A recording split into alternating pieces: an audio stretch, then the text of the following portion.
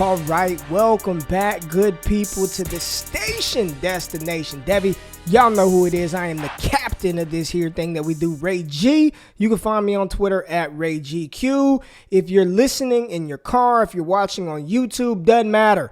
Hit the subscribe button, subscribe to the podcast, subscribe to the YouTube channel, hit the thumbs up button, rate, review, comment, engage with the good people. I appreciate it. We are dropping content all the damn time. Myself, my partner Jordan Richards, Ben EB is the new host of the Elite Seekers podcast on the Destination Devi program. Make sure you're locked in, man. We're keeping you up to date with what you need to know about these incoming prospects, these current rookies, how to value them in fantasy. If you're just a fan of these NFL teams, you'll learn a lot of stuff here as well. But we are approaching that point in the season where all of this trade stuff, especially in seasonal leagues, is over. Your trade deadlines are done.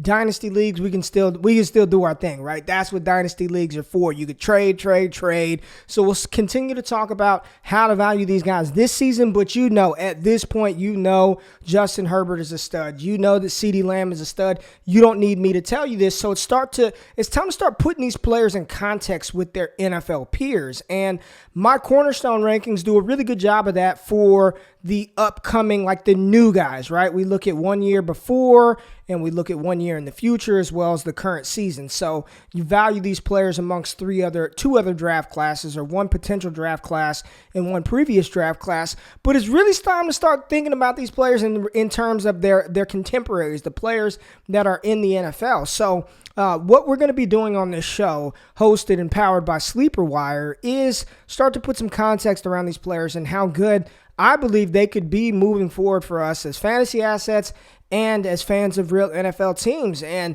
this rookie class, folks, has been phenomenal. It has been outstanding. It's been phenomenal. And for the most part, we are only focused on fantasy relevant players. And what I want to do, I've got something good coming for you guys here with the upcoming, I'm going to do a preview of 2021. And there are going to be some non-skill position players that I think are almost equally as important as finding the next wide receiver, finding the next running back, because some of these linemen that are declaring for the NFL draft, whatever team they land on, the offensive line play immediately gets much, much better, which means more room for the running backs, more time for the quarterbacks to throw the ball. And that's what this is about. It's not, you can't just have a great running back and no offensive line. So when you're talking about fantasy points, when a team upgrades their offensive line, and there are a couple of guys that I'm telling you, they're going to go in the top 5, they're going to go top 10, top 15, they will provide tremendous value for those running backs of said teams here in the future. So I'm going to start to focus on a little bit of that, start to transition to really hitting this high gear of draft season. That means more film. That means more prospect breakdowns. That's what this is about. The fantasy season is damn near over. So let's just start at the top. And I don't think, of all the players that I've seen this season, of all the rookies that I've seen this season, I really don't believe there's one that has been more impressive than Justin Herbert. And the reason why his phenomenal 2020 season is even more impressive than the numbers say is he wasn't supposed to see the field. Justin Herbert was not scheduled to play this year. They got Tyrod Taylor. Tyrod Taylor was Anthony Lynn's guy. And I understood what they were trying to do, bring Herbert along slowly. Oregon, they've got their system, and it did not showcase the capability that Justin Herbert is showing now. If you watch the Oregon Ducks over the past 3 years when Justin Herbert was quarterbacking for them, there were few occasions where he was just ripping it like he is right now with the Chargers. And it's not that he didn't have the talent to do it, but that's just not Oregon's scheme. So for a player to come in literally off the bench when Tyrod Taylor had the medical issue with the punctured lung, I don't know what it was, the mishap by the medical staff in Los Angeles, they literally went to Herbert like 5 minutes before kickoff and said, you're playing, you're in the game now. And for him to come in and do what he's done in limited preparation time, it's ridiculous. And I saw this tweet today. Let me tell you this, and I'll pull it up. I'll show it for you. Well, those of you who ain't watching, you won't get to see it. But Justin Herbert is on pace to be the best rookie quarterback in NFL history. He's on pace for 397 completions, first all time. 4,498 passing yards, first all time. And 37 passing touchdowns, again, first all time. He has been ridiculous. That team is averaging 40 pass plays per game, according to Player Profiler. That's 8th in the NFL. He has thrown 350 attempts, 12th in the NFL. Red zone attempts, 51, which is 10th. Deep ball attempts, 44. Deep ball attempts, 8th in the NFL. His production, what he's doing, passing yards, he's 9th in the NFL in passing yards, 13th in air yards, 15th in completed air yards. Money throws, according to Player Profiler, 25, which is 2 in the NFL. Ranked 2nd in the NFL. Danger plays, where he's putting the ball in harm's way, should have been picked off, only 13th. So, 20 danger plays, and that is expected of a young quarterback. Interceptable passes, he's only thrown 10 of those, which is 27th in the NFL, which is fantastic. And then he's got 22 touchdown passes, which is 6th in the league right now. Herbert is ridiculous. And I'm currently in a dynasty startup, or just completed a dynasty startup draft. The top 3 picks in a superflex format were Patrick Mahomes, Kyler Murray, and Justin Herbert. If you would have told me 3 months ago that we would be selecting Justin Herbert ahead of Lamar Jackson, ahead of Deshaun Watson, I would have said you were batshit crazy. But that's exactly where we're at now. And when I think about this NFL landscape with, Tua showing that promise, Tua was benched. Joe Burrow playing out of his mind, destroyed his knee. I don't know. There's no doubt about it that Herbert is a better passer right now than Lamar Jackson may ever be in his career, may ever be. Lamar is more dynamic with the ball in his hands. He's a better rusher, but throwing the football, I don't think Lamar Jackson can sniff what Justin Herbert can do right now as a rookie. And imagine Herbert 3, 4, 5 years from now. It's really what we're watching, folks. I hope you appreciate this. What we're watching from this young player is historic. Justin Herbert is ridiculous, and if you have him in Dynasty, congratulations, hold on tight. If you were able to trade for him, which I was in my home league, I'm pretty excited about that, congratulations. But outside of Patrick Mahomes and Kyler Murray, there's not a quarterback that I want more than Justin Herbert. Another player who, man, and I've talked about this on the show, I am not too big of a person to say that, damn it, I was wrong. And my biggest miss, the biggest miss that I had throughout the entire draft process, fantasy football, was Chase Claypool. Chase Claypool is a monster. Chase Claypool is not a tight end. Chase Claypool is a monster. When you look at his fantasy points over the past 5, 6, 7 weeks, last game, 15.9. The game before that, 19.9 fantasy points versus Cincinnati. 15.3, 13.2. Had an 0.8 performance, right? But 18, 42 points, 3 points, 17 points, 6 points. 10 straight games, he's had a touchdown. It looks like it's Deontay Johnson, it's Chase Claypool, and then there's a little bit of Juju Smith-Schuster sprinkled in with Eric Ebron. Claypool and Johnson are the future. Juju Smith-Schuster is an unrestricted free agent at the end of this year. He's good as gone. Let's start thinking about the next team that Juju's going to be on, because it's not going to be in Pittsburgh, because they have the monster that is Chase Claypool. And I will never, ever bet against 6'5", 6'4", 240 pounds running a 4-for-40-yard dash, athleticism out of this world. I'm just going to have to ride with that player, because Claypool is making it happen. He's got the trust of his coaching staff. He's got the trust of his quarterback. And when you're talking about fantasy football, Claypool, he may not be top 12, but damn it, at minimum, worst, I'm being conservative here, folks. I'm being conservative.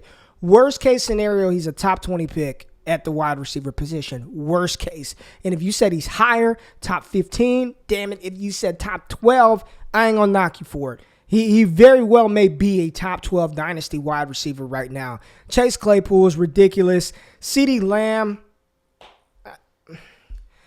I did that whole thing last week about Higgins and Jefferson. Maybe they should be wide receiver 1 in this 2020 class. Lamb is Lamb is nuts, man. And he's being able to, he's staying involved to some degree with horrific quarterback play, horrific everything play with Dallas. 4 receptions versus the Vikings, nothing to write home about, but it was the one in the end zone. It was the catch that looked uncatchable. The body control, the contortionist that he is. You can't coach that. Some stuff you can't teach. You can't teach DK Metcalf's size speed. You can't teach Tyreek Hill's acceleration. You can't teach what Patrick Mahomes is able to do. You can't teach what Aaron Rodgers is able to do. And damn it, you can't teach the stuff that CeeDee Lamb is doing. That catch, when we talk about some of the best catches we've seen, it's definitely up there. I know that the Odell Beckham catch, ridiculous one-handed grab, but we see a lot of one-handed grabs all the time. I mean, Tyler Lockett, we see random-ass players catching the ball one-handed. What CeeDee Lamb was able to do in the end zone, that nobody thought that was going to be a completed pass. Andy Dalton didn't even think it was going to be completed, but CeeDee just so smooth. He's a top 5 dynasty wide receiver. Once Dak Prescott is back, once the Cowboys upgrade their offensive line, he's that good, folks. And these players are just, to be this good, all these guys we're talking about, to be this good with this wonky offseason, no rookie minicamp, no OTAs, modified training camp, no preseason, just throw them into the fire and to do what they've been able to do. I am going to make you appreciate what we're seeing. This does not happen often, to have this many players from a rookie class, especially wide receivers, where historically it takes time for them to get acclimated, to come in and smash like this. This is fun. This is a treat, and we need to be appreciative of what these players are doing. Clyde Edwards-Helaire. A lot of people want to dump on Clyde because he's not scoring touchdowns. But quietly, he's been one of the better running backs in the NFL. He has been quite productive. He's had double-digit fantasy points in every game besides one versus the Jets in Week 8. He has been, and he's not even seeing the targets. His highest target game this season, he had 8 targets twice, Week 2 versus the Chargers, and then in Week 5 versus the Las Vegas Raiders. Has not caught more than 6 passes in a game. Like, we're not even seeing Clyde unlocked. He's averaging, probably like 2-3 receptions a game. He's not even being unlocked yet, and yet he's still one of the NFL leaders in total yards from scrimmage. They showed a graphic during the Sunday night game, and I remember it was like rookie leaders in total scrimmage yards. It was Walter Payton, it was Jerry Rice, and then it was like Clyde Edwards-Helaire. I was like, the only thing he's missing is touchdowns. He had 2 touchdowns last week, a touchdown the week before last. So he's starting to show, like, and it was good to see the commitment from Kansas City coming off of the bye that he's our guy. 16 carries, right? Caught a pass out of the backfield. I mean, it's good to see the commitment to Edwards-Helaire. Listen, he may not be top 5. He may not be a top 3 dynasty running back, but damn it, he's definitely an RB1 in dynasty. He's a top 12 dynasty running back, and it's good to see Clyde getting back on track. And he's really been good. He's been really good this season, despite what fantasy football Twitter wants to make you believe. He's been a very solid running back that just has not had the receiving upside. We have yet to see his receiving upside, and he has not scored the touchdowns. But to have a running back, he's patient, he's refined. I'll be dropping a video breakdown of my Clyde Edwards-Helaire thoughts here.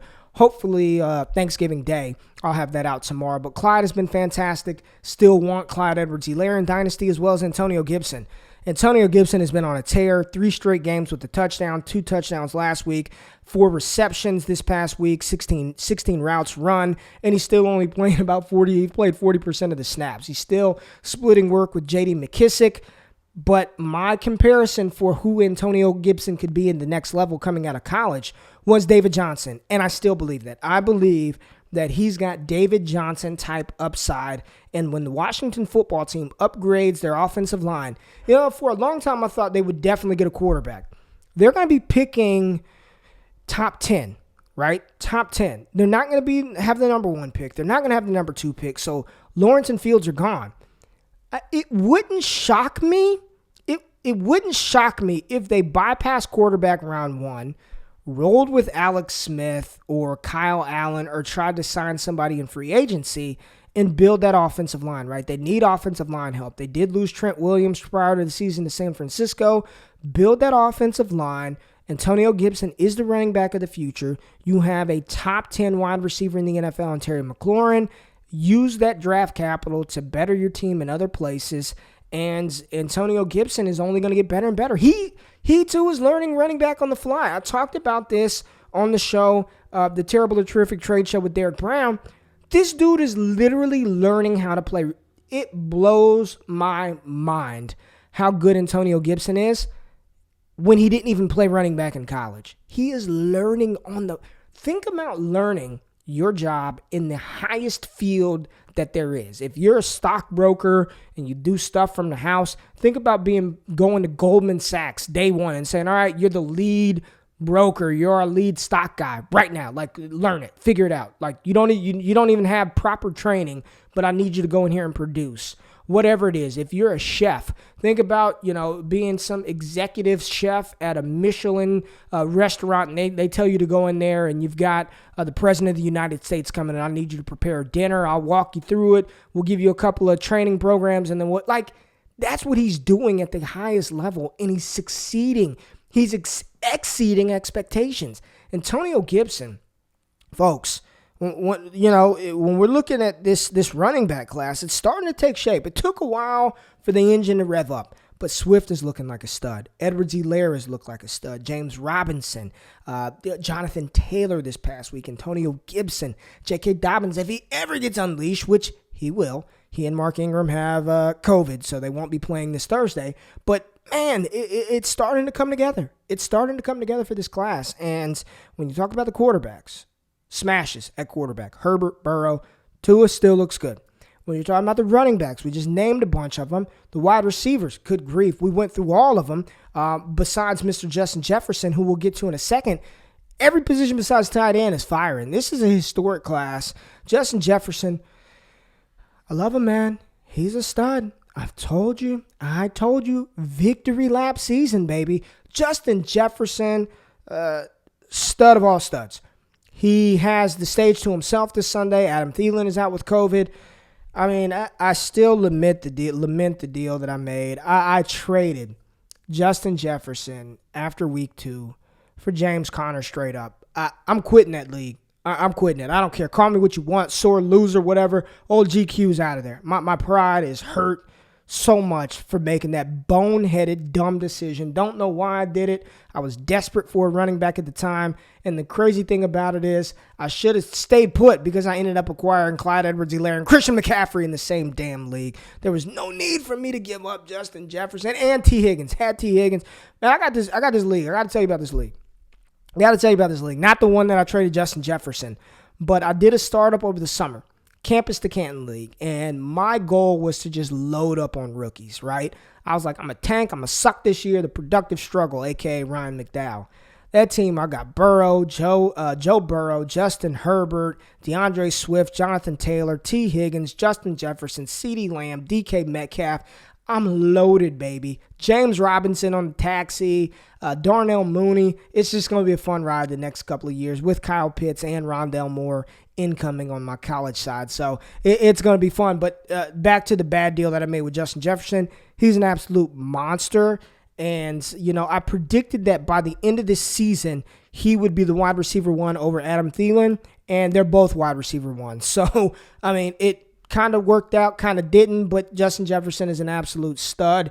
He's a monster. He's a top 10 dynasty wide receiver. I'm not going to put him in the CeeDee Lamb category yet because I still like CeeDee Lamb's situation a little bit more than Minnesota.